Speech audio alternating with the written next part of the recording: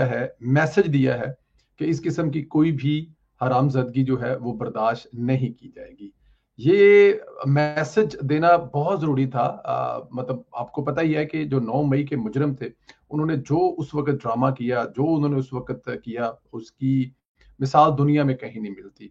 और मैं यहाँ पर इंसाफ के तकाजे पूरे करने की जो बात है, जो एक इतराज किया जा रहा है कि इंसाफ नहीं हुआ या इंसाफ नहीं हो पाएगा या फौजी अदालतों से, अब ये हमारी स्क्रीन पर उन 65 लोगों जिन्हें ये सजा दी गई है, उनकी मौजूदगी बताई गई है। उनको जिनको इतराज करने वाले हैं, देखें पाकिस्तान तहरीक इंसाफ ने तो अपने वर्करों को जिसे कहते हैं ना कि बिल्कुल ही बेयारो मददगार छोड़ दिया था। उनका तो इससे कुछ लेना देना ही नहीं था। ये वर्करों के बारे में इमरान खान साहब ने उसी दिन ही कह दिया था कि हमारा इनसे क्या लेना देना जी, हमारे ये लोग नहीं है, ये अगर वहां पर गए हैं तो जाती हैसियत में गए हैं, या हमने इनको नहीं भेजा। जब इमरान खान साहब ने, और फिर बाद में इमरान खान साहब ने कहा जी कि मेरे लोग अगर वहां ना जाते तो क्या जाते। तो आप ये स्क्रीन पर उन लोगों की साथ साथ हरकतें देखते जाएं, तो यहाँ पे जो तकाजे हैं वो मेरे ख्याल में पूरे किए गए हैं। किसी किस्म का किसी को जो रईस अहमद साहब जो है, उनकी आपने काम देख ली है कि वो एक ऐसी बिल्डिंग में ऐसी, अब ये देखें अर्जम जुनेद साहब जो है जो कर रहे हैं, आपकी स्क्रीन पर नजर आ रहा है। और ये वो सीसीटीवी वीडियोस हैं जिनके बारे में कहा जाता था कि जनाब हमें सीसीटीवी वीडियो देख दें, और 9 मई जो है वो सारे का सारा जो है वो हुकूमत का किया धरा है, और उसके अलावा एजेंसियों का किया धरा है। फिर उसके अलावा वो कहते थे कि ये फौज ने सारा कुछ किया। अच्छा, आप जिस जिस शहर से सुन रहे हैं, आप प्लीज अपने शहर का नाम जो है वो जरूर लिखें, ताकि मुझे लगे पता कि आप कहाँ से लिख रहे हैं, और अगर कोई सवाल हो तो वो भी लिखें, हम कोशिश करेंगे उस सवाल का जवाब भी आपको दें। अच्छा जी, तो ये जो राजा दानिश वहीद साहब हैं, इनको 4 साल सजा हुई है। आपकी स्क्रीन पर आपको वो नजर आएंगे। ये देखें एक सरकारी मुलाजम को जिस तरह वो मार रहे हैं, जिस तरह उन्होंने अपने डंडों सोटों से मारा, और जिस तरह उन्होंने जो जीएचक्यू में, इस्लामाबाद पिंडी जीएचक्यू में जाकर उन्होंने जो किया। अब देखें ये जो सैयद हसन शाह साहब हैं, ये जीएचक्यू में जाकर जिस तरह दरवाजे तोड़ रहे हैं, देखें ये क्रॉस करके आ रहे हैं, और क्रॉस करने के बाद ये जिस किस्म की, अब ये देखें, ये अब खान साहब पता नहीं इनको किस तरह लाया गया, पैसे दे के लाया गया, किस तरह लाया गया, लेकिन इनके माँ बाप तो अब बैठे होंगे ना, देख रहे होंगे। तो मैं आपके कमेंट्स का वेट कर रहा हूँ। आप लोग अपने शहर का नाम जरूर लिखें, जहां जहां से देख रहे हैं। अगर आपका कोई सवाल हो तो उस पर भी बताइएगा, उस पर भी हम बात कर सके। अभी इसके बाद मैं आपको शहबाज गिल साहब की कुछ हरकतों सकनात जो है वो बताऊंगा। उसके अलावा फिर अभी आगे जाकर हम अलीमा खान साहबा ने कहा कि उनका भाई बड़ा दुखी है कि अफगानिस्तान पर आप लोगों ने इस तरह की बमबारी और गोलाबारी, क्योंकि ये अफगानिस्तान जो कर रहा है वो आपको पता ही है। जी, ये रावलपिंडी से एम फारूक साहब देख रहे हैं। फारूक साहब, बिनते फारूक साहब या साहिबा, आप ये देख रहे हैं कि आपके पिंडी में जो किया गया था उसकी सजाएं भी उनको अब काफी हद तक मिल चुकी हैं। और मैं ये जो एतराज आ रहा था, मतलब मुख्तलिफ ममालिक से आ रहा था, जैसे मतलब कि जाहिर है पीटीआई का वतीरा, वो हर चीज अपनी सोशल मीडिया पे लेकर जाते हैं, और उनकी तैयारी बड़ी टकामी करके सोशल मीडिया पे, उन्होंने सारी इन्वेस्टमेंट सोशल मीडिया पे की है।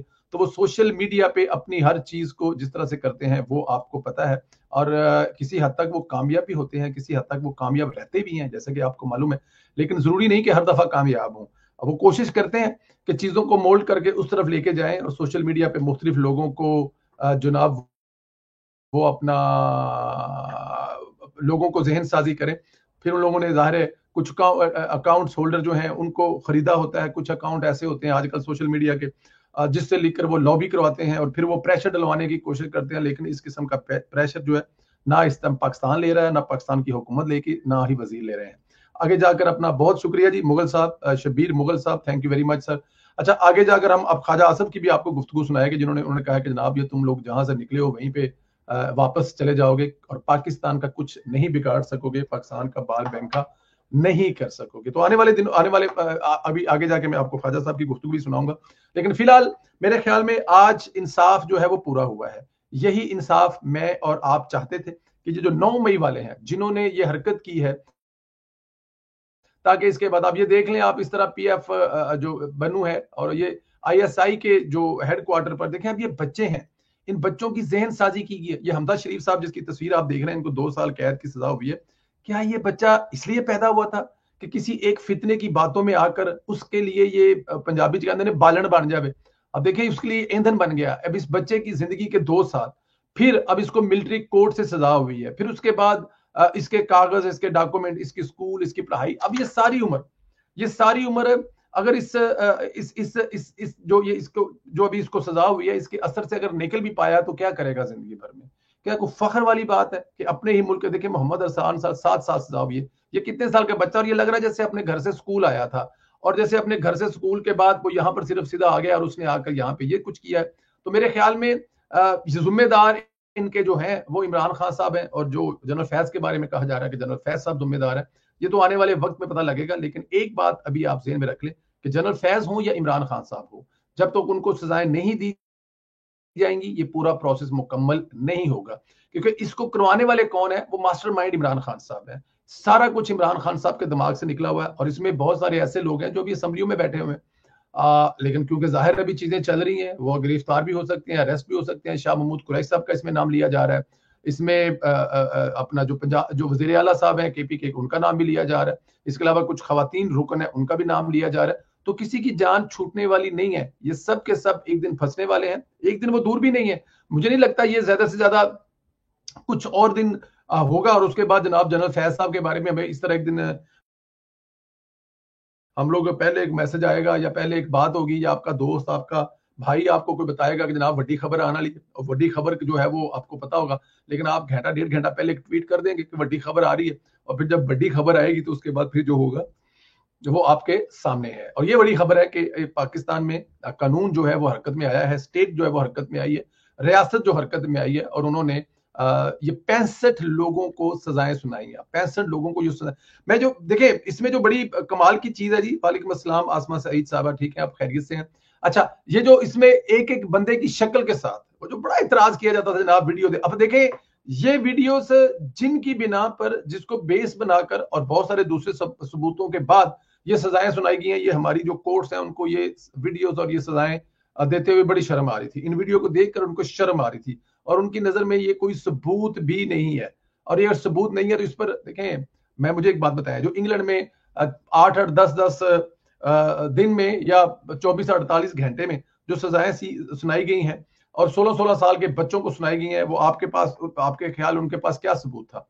ये वीडियो थी, ये जो कैमरे लगे होते थे, ये जो आपकी मोबाइल की वीडियो है जिसको आप बड़े फख्र से वीडियो बनाकर दुनिया को बता रहे हैं, अभी तो उसमें मतलब कि अपना आपको नजर आ रहे हैं। तो अगर उनको हो सकती है तो यहाँ पे पाकिस्तान में इनको सजा क्यों नहीं हो सकती? तो खैर एनी हाउ, आज का ये जो मेन टॉपिक है वो यही है कि 9 मई वालों को सजाएं इसलिए मिली हैं कि 9 मई वालों ने ये जुर्म किया है, और इस सजाओं के बाद मैं उम्मीद ये करता हूं खुदा की जात और अल्लाह के घर से कि आइंदा आने वाले दिनों में ऐसी कोई चीज कोई नहीं करेगा।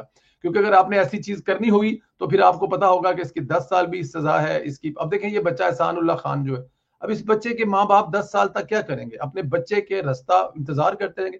पाकिस्तान तहरीक इंसाफ का इस बच्चे से कोई लेना देना नहीं है।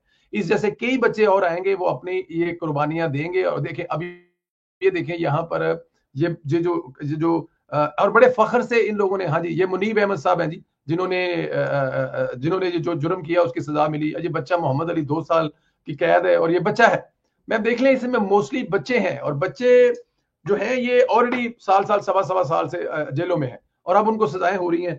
ठीक है, इट्स ओके, अगर ये 2-1.5 साल से जेल में है, 6 महीने के बाद ये छूट जाएंगे, लेकिन उसके बाद मुआशरे में, अब मुझे इस बात का भी पता है कि जब तक ये जेल में है इनका कोई वाली वारस नहीं है।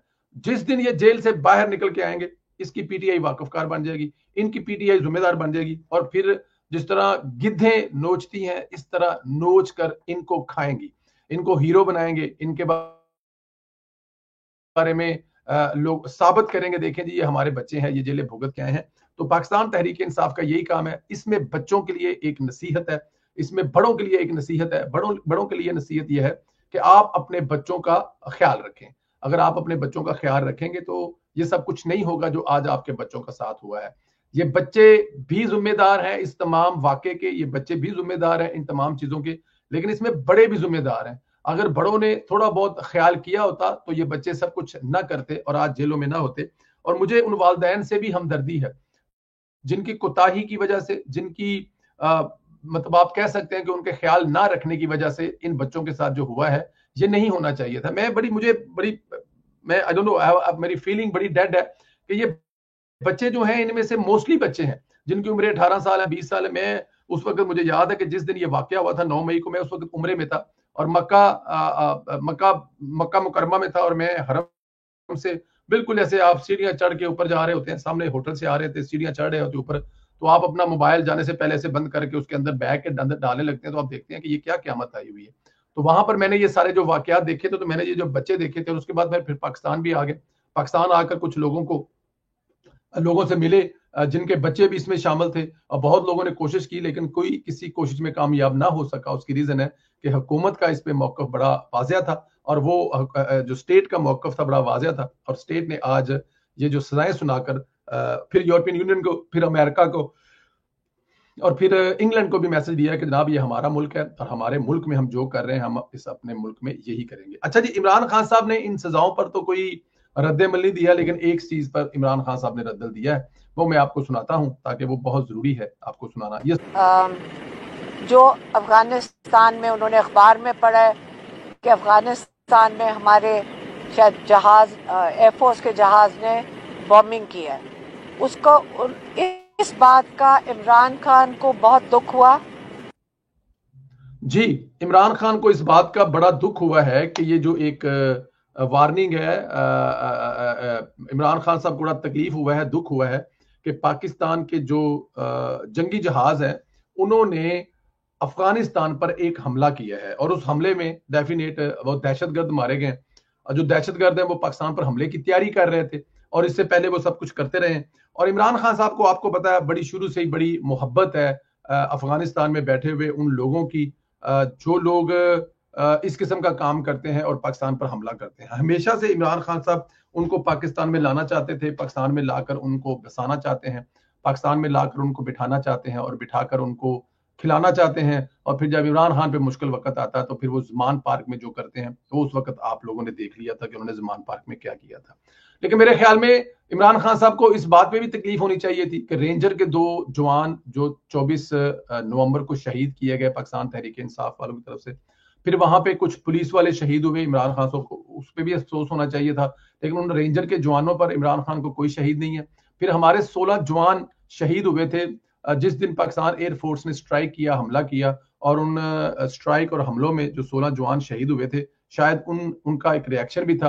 लेकिन इमरान खान को उन 16 जवानों की शहादत का, उन 16 जवानों के फैमिली और खानदान से किसी किस्म का कोई अफसोस नहीं किया और उनकी शहादत पर एक लफ्ज नहीं बोला। लेकिन उन खवारजियों पर जो अफगानिस्तान में बैठकर पाकिस्तान पर हमला कर रहे थे और पूरी दुनिया के लिए एक थ्रेट बने हुए हैं, उनकी मौत पर बड़ा अफसोस हुआ है खान साहब को। ये बताया है उनकी बहन अलीमा खान साहबा ने। अलीमा खान साहबा ने क्या कहा, मैं चाहूंगा कि एक दफा आप लोग फिर इसको सुन लें ताकि पता लगे वो क्या। इमरान खान का है जो अफगानिस्तान में उन्होंने अखबार में पढ़ा है कि अफगानिस्तान में हमारे शायद जहाज, एयरफोर्स के जहाज ने बॉम्बिंग की है, उसको इस बात का इमरान खान को बहुत दुख हुआ।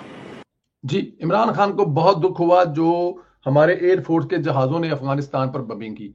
अगर मोहतरमा ये भी फरमा देती कि उससे पहले जो 16 जवानों की शहीद है, जो 16 जवानों की शहादत है, उस पर इमरान खान साहब ने क्या कहा, अगर बता देती तो ज्यादा अच्छा होता। उनकी फैमिलियों के बारे में क्या कहा, जिनकी अभी रिसेंटली शादियां हुई थी उनके बारे में, जवानों के बारे में क्या कहा, जिसके माम और बाप कोई बीमार था, उसका ऑपरेशन था, या कोई छुट्टी लेके जवान वापस आ रहा था और वहां पे वो शहीद हुआ, उनके बारे में कुछ कहा होता तो हमें कोई भी बताती। लेकिन क्योंकि अलीमा खान के भाई को ऑलवेज फिक्र रहती है उन खवारजियों की, क्योंकि वो खवारजी ही उनके लिए सब कुछ है, जिनकी वो हमेशा से वकालत करते हैं। एक वक्त में उनका नाम जो है वो तालिबान खान भी हुआ करता था, उनका नाम तालिबान खान भी था एक वक्त में, लेकिन अभी शायद उनको वो नाम याद नहीं होगा। लेकिन किसी दौर में इमरान खान को तालिबान खान कहा